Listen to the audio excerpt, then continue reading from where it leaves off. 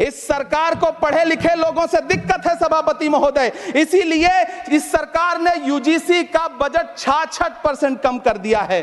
वाह इस सरकार। सभापति महोदय, मैं वित्त मंत्री जी के संज्ञान में लाना चाहता हूं कि किशनगंज में एएमयू सेंटर के पास 224 एकड़ जमीन है। यूपीए सरकार ने सोनिया गांधी जी की अगुवाई में 136 करोड़ रुपए एएमयू किशनगंज सेंटर के लिए सेक्शन किए थे, लेकिन आपकी सरकार ने पिछले 10 साल में उस 136 करोड़ में से सिर्फ 10 करोड़ रुपया रिलीज किया है।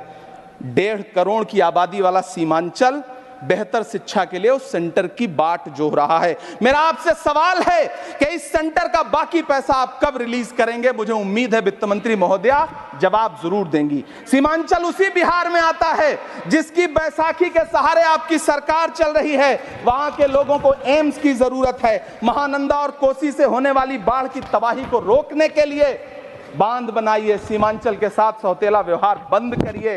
इकोनॉमिक कॉरिडोर बनाने से किसी राज्य का विकास नहीं होगा, विकास होगा स्वास्थ्य और शिक्षा के बुनियादी मुद्दों के लिए बजट देने पर।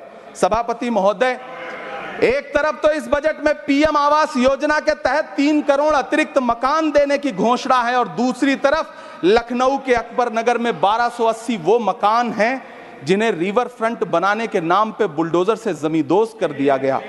सभापति महोदय, लोग चीखते रहे, बच्चे बिलखते रहे, वसुधैव कुटुंबकम का नारा लगाने वाली सरकार इंसानों के घरौंदे उजाड़ कर जश्न मना रही है। सभापति महोदय, मेरा बहुत भावुकता के साथ देश के प्रधानमंत्री से सवाल है कि इन उजड़ते हुए मकानों और बेघर होते हुए घरों को देख करके आपको नींद कैसे आती है, आप सो कैसे पाते हैं? मेरा सवाल है इस देश के प्रधानमंत्री से, या तो लोगों के घरौंदे उजाड़ना बंद करिए या फिर करोड़ों मकान बनाने की झूठी घोषणाएं करना बंद करिए।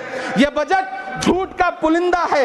यह बजट आपके पिछले साल के बजट का कट कॉपी पेस्ट है। यह बजट हमारे चुनावी घोषणा पत्र की नकल करने की एक बेईमान कोशिश है। लेकिन कहावत है ना कि नकल के लिए भी अकल चाहिए। मेरे हाथ में एक तरफ न्याय पत्र है जो हमारा है और दूसरी तरफ अन्याय पत्र है जो आपका है। इस सरकार को आलोचना सुनने की आदत नहीं है सभापति महोदय। जब आप इनसे सवाल पूछिए तो ये कहते हैं कि आप बताइए 70 साल में आपने क्या किया है। मैं तो इस सदन में कहना चाहता हूं सभापति महोदय कि हमसे 70 साल का हिसाब मांगने वालों, जो सरकार अपना चलाया हुआ 2000 का नोट 7 साल नहीं चला सकी, वो हमसे 70 साल का हिसाब मांगती है।